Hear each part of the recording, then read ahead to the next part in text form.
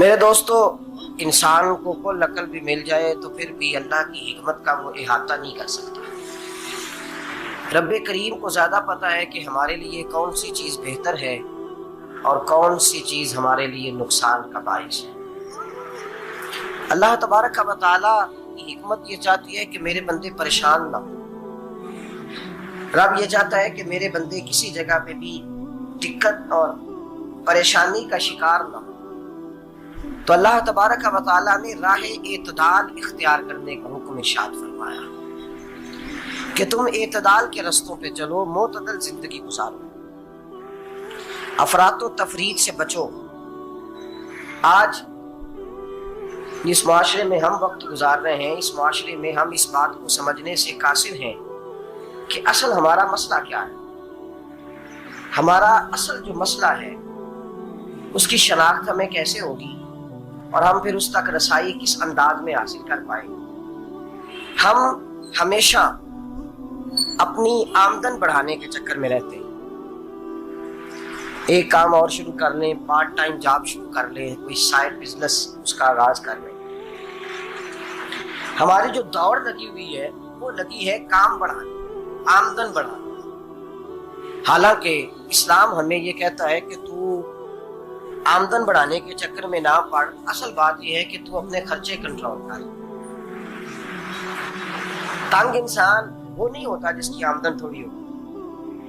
یہ توجہ کیجیے گا میری بات، یہ قیمتی بات ہے اور گفتگو ساری کا لب لباب ہے۔ تنگ بندہ وہ نہیں ہوتا جس کی آمدن تھوڑی ہوتی ہے، اصل پریشان وہ ہوتا ہے جس کے خرچے زیادہ ہو۔ اور ہمارا جو روزمرہ کا نقصان ہو رہا ہے وہ آمدن کے معاملات میں نہیں ہو رہا۔ بنیادی نقص جو واقعہ ہو رہا ہے وہ یہ ہے کہ ہمارے اخراجات زیادہ ہیں اور وہ اخراجات کسی اور نے نہیں بڑھائے، وہ خرچے ہم نے خود بڑھا لیے ہیں اور اب ہمیں اس کا نقصان بھگتنا پڑ رہا ہے۔ اور اگر آپ صحیح معنوں میں ٹٹولیں تو جو بہت امیر لوگ ہیں وہ تو ان خرچوں سے بچ گئے۔ میں نے بہت سارے ایسے خدمات میں شرکت کی ہے، میں بہت ساری ایسی جگہوں پہ گیا ہوں کہ جہاں لوگوں نے بڑا مختصر سا ختم دلایا ہے تو ہو گیا ہے ختم۔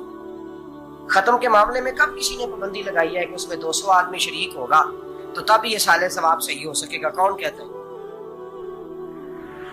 یا شادی کے موقع پر اگر سارے بہن بھائیوں کو نہ بلایا گیا تو میری شادی پایا تکمیل تک نہیں پہنچے گی، اس میں برکت نہیں ہوگی، یہ کس نے فتویٰ دیا ہے؟ معتدل زندگی کا اسلام حکم دیتا ہے۔ میں پڑھ رہا تھا کہ ایک بہت بڑا صدر ہے، غالباً سوڈان کے صدر کی بات ہو رہی تھی، تو اپنے بیٹے کی بارات لے کے گیا تو 4 لوگ گئے ہیں بارات اور 15 لوگوں کا اس نے اہتمام کیا اپنے گھر میں کھانا کھانے کا۔ تو کیا شادی ہو گئی کہ رک گئی؟ تو بھائی راگ الاپنا اس بات کا کہ بڑی پریشانی ہے کہ سائیڈ بزنس شروع کیا جائے فلان جگہ فلان جگہ فلان جگہ، تو اصل معاملہ یہ ہے کہ پہلے ایک بندہ کماتا ہے تو پھر بھی گھر ہی چلتا ہے، پھر بڑا بیٹا ساتھ شامل ہوتا ہے تو پھر بھی گھر ہی چلتا ہے، پھر منجلا بیٹا شامل ہوتا ہے تو پھر بھی گھر ہی چلتا ہے۔ جو رونا دادا جی رویا کرتے تھے کہ بڑی مصیبت ہے، بڑی مشکل ہے، گاؤں میں رہ کے اکیلے ہوتے تھے اور وہ 5 بچوں کو اور 4 بچیوں کو وہ پالتے تھے، تو جو وہاں پریشانی تھی وہی آج پریشانی شہر میں آ کر پڑھ لکھ کر موٹی تنخواہ لے کر وہی پریشانی ہمیں ہے۔ تو میں جس نتیجے پہ پہنچا ہوں اس کو پڑھ کے، قرآن مجید کی چند آیات کو دیکھ کر اور اس مفہوم کی جو حدیثیں کتب احادیث میں پائی جاتی ہیں اور ہمارے بزرگوں نے ہمیں جو مزاج اس حوالے سے دیا ہے، میں اس نتیجے پہ پہنچا ہوں کہ مسئلہ آمدن کا نہیں، مسئلہ خرچے کا۔ ہمارے خرچے بنیادی طور پر زیادہ، اور اگر پھر ہم زیادہ بوجھ خواتین پہ ڈالتے ہیں کہ وہ مطالبے زیادہ کرتی ہیں، اور اگر آپ مجھ سے پوچھیں تو خواتین کی بھی اگر کسی جگہ کوئی عادت خراب ہوتی ہے تو اس میں اصل کردار اس کا ہوتا ہے جو وہ عادت خراب ہو۔ تو کیوں اپنے گلے سے اتار کے آپ کسی کے گلے میں بات ڈالنے کے چکر میں ہیں؟ وہ خواتین کی طبیعت نہیں ایسی ہے، اصل بات یہ ہے کہ ہم نے عادت ڈالی ہے، ہم نے یہ مزاج ان کو دیا ہے تو ان کا بنا ہے، نہ کیسے بن سکتا۔ تو اعتدال جب تک زندگی میں نہیں ہوتا، پانی پیاس بجھاتا ہے لیکن ایک گلاس ہی ہو تو پیاس بجھاتا ہے، بالٹی کو منہ کو لگائے گا تو کپڑے بھگو دے گا اس کے۔ حالانکہ پانی بری چیز کا نام نعمت ہے نا بہت بڑی اللہ کی، لیکن پیالے میں ہی اچھا لگتا ہے. کوئی مٹکا منہ کو لگائے گا تو تانگ ہوگا، پیالہ ہی بہتر ہے اس کے لیے. تو میرے دوست مٹکے سے بھی بعض اوقات کام چل جاتا ہے، لیکن اگر کوئی کہے نہیں مجھے دریا ہی چاہیے تو اس کا تو گھر بہ جائے گا، سارا گھر بہ جائے گا اس کا.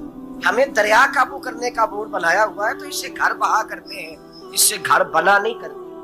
گھر پیالے سے پانی پینے سے بنتا ہے.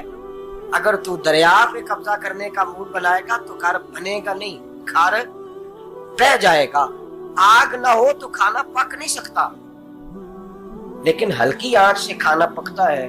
اور اگر آنچ تیز کر دی جائے تو جی قرینے قیاس بات کر رہا ہوں، میں عقل سے ماورا نہیں کر رہا. قرینے قیاس سمجھانے کے لیے مثالیں دے رہا ہوں. ہلکی آنچ پہ کھانا پک جاتا اور آگ تیز ہو تو کھانا جل جاتا ہے. کھانا اتنی دیر کھانے کے قابل رہتا ہے جب تک وہ ہلکی آنچ پہ پکتا ہے. تو جتنی مرضی تو کہتا ہے نہیں میرا گزارے نہیں، آگ تیز ہونی چاہیے، تو میاں جل جائے گا، جل جائے گا. ہوا نہ ملے تو سانس نہیں آتی، ٹھیک ہے؟ آکسیجن نہ ہو تو سانس ہے، ہوا نہ چلے تو گزارا نہیں ہوتا. لیکن اگر تیز چلے نا، اگر تیز چلے تو آندھی اور طوفان بن جائے تو چھتیں گرا دیتی، جانیں لے لیتی ہے. ہم ہیں طوفان کے چکر میں، ہم ہیں دریا کے چکر میں، ہم ہیں بڑے لاؤ کے چکر میں. تو میاں ہلکی آنچ ہی اچھی ہے، یاد رکھ. اور ایک گلاس پانی کا اعتدال سے ملتا رہے تو وہی ملتا رہے، ضرورت کے وقت وہی بہتر ہے. تو پورے دریا پہ قبضہ کرنے کا پروگرام نہ بنا، تانگ ہو جائے. اور میرے عزیز یاد رکھ، ہوا سانس لینے کے مطابق ملے تو وہی اچھی ہے، جو سانس بند کرنے پہ آ جائے وہ ہوا اچھی ہے.